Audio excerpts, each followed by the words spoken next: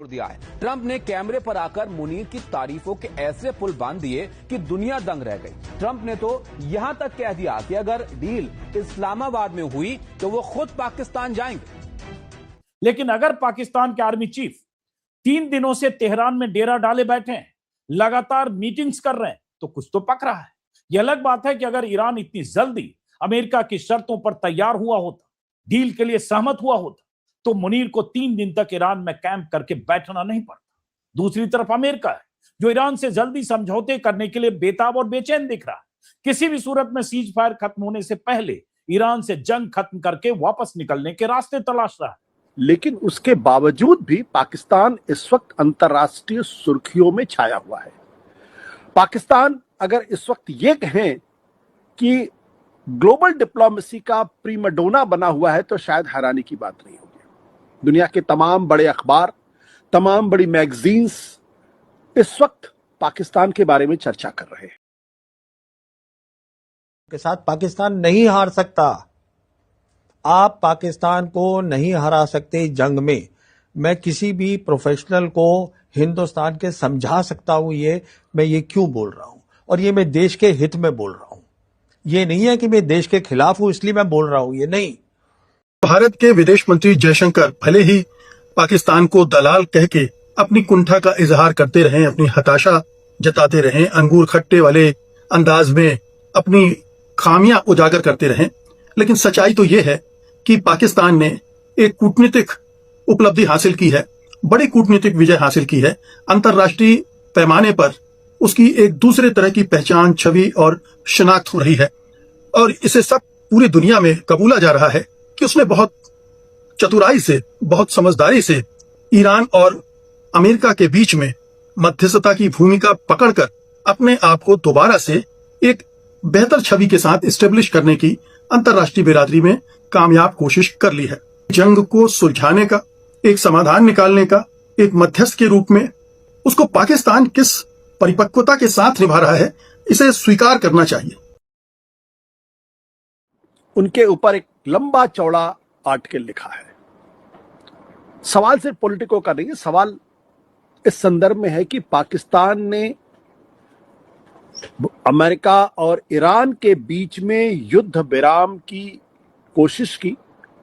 पाकिस्तान के army chief Asim Munir Iran की यात्रा पर हैं, वहां उनके स्पीकर से मिल रहे हैं, उनके विदेश मंत्री से मिल रहे हैं, और कहा यह जा रहा है दरअसल उनकी ये यात्रा एक प्रपोजल है और उस प्रपोजल को लेकर वो ईरानियों का मूड भांपने की कोशिश कर रहे हैं, या ये कह सकते हैं कि दरअसल उनको समझाने की कोशिश कर रहे हैं। और कुछ लोगों का यह भी कहना है कि पाकिस्तान की इस भूमिका के पीछे चीन की बड़ी महत्वपूर्ण भूमिका है। लेकिन एक पहेली जो हम भारतीयों के लिए थोड़ी मुश्किल सी है, जिसका हल खोजना, वो ये कि आतंकवाद को बढ़ावा देने वाला देश, जिसके बारे में डोनाल्ड ट्रंप ने अपने पहले टर्म में पाकिस्तान को मिलिट्री एड, वो अमेरिका में वही पाकिस्तान वो अमेरिका का भी करीबी है, और आसिम मुनीर खासतौर पर ट्रंप जिनको बहुत पसंद करते हैं, चाइना का भी करीबी है, क्योंकि चाइना को भी जो बात कहनी थी या जो मध्यस्थ, अजीब, मतलब इसमें बहुत सारे कॉन्ट्रडिक्शंस है, लेकिन ये रिलेशनशिप चली है, तो उसी का फायदा आज आसिम मुनीर ले रहे हैं। उनको समझ है कि अमेरिकन के साथ कैसे डील करना है। आई थिंक अगर पूरे सब कॉन्टिनेंट में एक आर्मी है जिसको कोई पता है कि CIA और अमेरिका के साथ कैसे डील करना, तो पाकिस्तानी आर्मी है। जहां तक पाकिस्तान का सवाल आपने उठाया है सर, हमारे पड़ोसी का, ये मध्यस्थता नहीं है सर, ये तो इन्होंने सिर्फ एक जगह दी है, भाई मेरे देश में आके मेरी टेबल पर बैठ के आप बातचीत करिए। हम वो हाँ, मतलब कि बस जगह दी है। तो भाई ऐसे इसका मतलब जितने भी पूरी दुनिया भर में मीडिएशन हुए हैं, फलाने अकॉर्ड, ठीक है, वो तो बस जगह दी है ना उन्होंने तो कोई रोल ही नहीं प्ले किया। भाई साहब, ईरान आना नहीं चाहता था नेगोशिएटिंग टेबल पे, अमेरिका पीछे पड़ा हुआ था ईरान के, स्टीव विटकॉफ वगैरह पर्सनल मैसेजेस भेज रहे थे इनको, ईरान के फॉरेन मिनिस्टर को, कि प्लीज बात कर लो। जब से वॉर चालू हुई है उसके 2-3 दिन बाद से यही सीन चल रहा था। ईरान किसी के काबू में नहीं आ रहा था। पाकिस्तान के फॉरेन मिनिस्टर जाते हैं चाइना, वहां से मैसेज एंड चाइना, ये न्यूज है, न्यूयॉर्क टाइम्स ने रिपोर्ट किया है कि उन्होंने ईरान को बोला कि भाई बैठ जाओ, हो सकता है इससे कुछ अच्छा निकला है। कोई ऐसा देश ही नहीं था जिसके सीनियर लीडर्स के पास डायरेक्ट एक्सेस हो to Donald Trump, and Trump जिनको बोल सके कि भाई ये करवाओ प्लीज, मुझे करवानी है ये। फिर पाकिस्तानीज पीछे पड़े रहे ईरानियंस के, एंड ये ईरानियंस के जो सीनियर ऑफिशियल्स हैं उनके खुद के कोर्ट है कि वो पीछे पड़े रहे कि भाई बात कर लो, ये 15 पॉइंट उन्होंने भेजे हैं, कुछ तो बोलना होगा इसके ऊपर, बताओ। फिर उसके बाद वो 10 पॉइंट्स पहुंचवाए। डंका पिट रहा पूरी दुनिया मोदी जी। कहां पिट रहा है? डंका तो फट गया। इस युद्ध से बहुत लोगों की गलतफहमी दूर हो गई। एक गलतफहमी तो ये दूर हो गई, अभी तक लोगों को ये लगता था कि हम विश्वगुरु हैं और हमारा देश मेक इन इंडिया बन चुका है, ना तो हमें तेल की जरूरत है ना गैस की जरूरत है।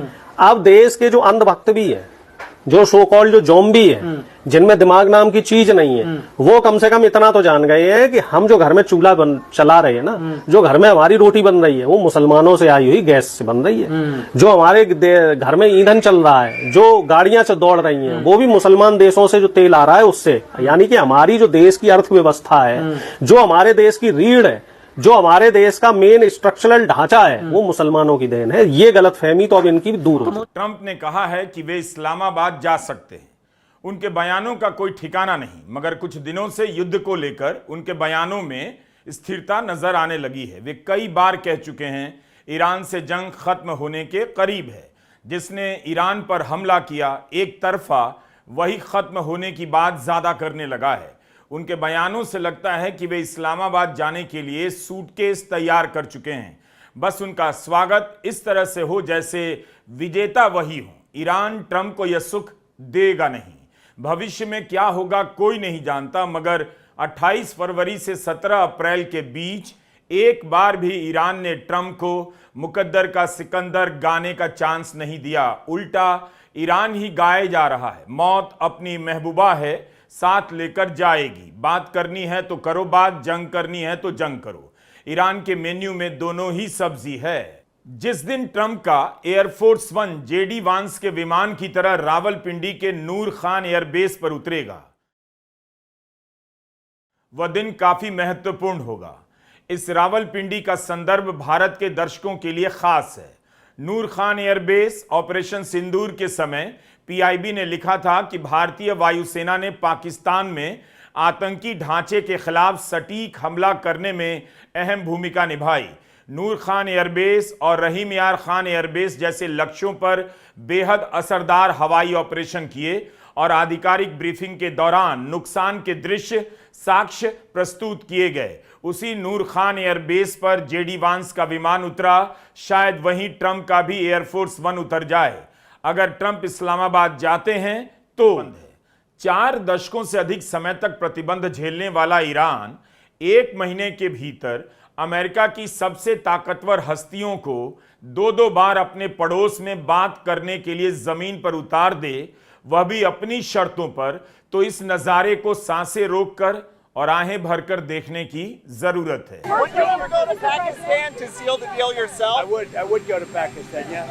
Pakistan has been great. They've been so good. Islamabad, I might go. Yeah. If the deal is signed in Islamabad, I might go. The field marshal has been great. The prime minister has been really great in Pakistan. So I might go. They want me to go. 7 अप्रैल को Iran की सभ्यता का अंत की धमकी देने वाले Trump Islamabad में ईरान से बात कर रहे होंगे। सोचकर ही हंसी छूट जानी चाहिए और गुदगुदी मच जानी चाहिए। खुद ही मिटाने की धमकी, खुद ही सीज फायर और खुद ही ऐलान कर रहे हैं इस्लामाबाद जाएंगे डील साइन करने। ईरान से कौन आएगा? वही टीम जो इस्लामाबाद जा चुकी है। तो अमेरिका के राष्ट्रपति ईरान के विदेश मंत्री और स्पीकर से बात करने इस्लामाबाद जाएंगे, या फिर तब ईरान की तरफ से राष्ट्रपति पेजेश्कियां इस्लामाबाद आएंगे?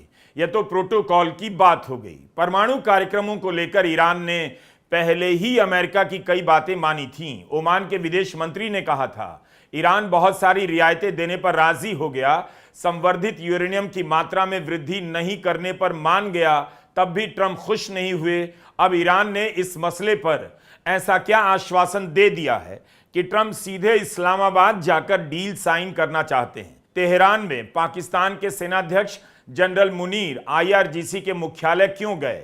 आईआरजीसी के मुख्यालय में जाकर उसके कमांडर इन चीफ से बात करने का मतलब है मुनीर ईरान में सभी पक्षों को विश्वास में लेना चाहते हैं, या ईरान पाकिस्तान पर इतना भरोसा कर रहा है कि इस वक्त वह आईआरजीसी के मुख्यालय में पाकिस्तान के सेनाध्यक्ष का स्वागत कर रहा है।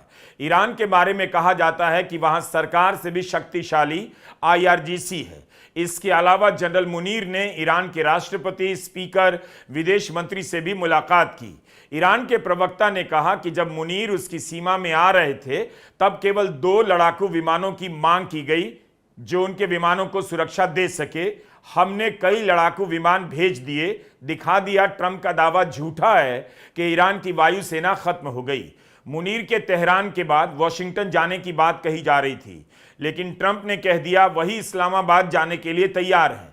क्या मुनीर ने ईरान को परमाणु कार्यक्रमों से पीछे हटने के लिए तैयार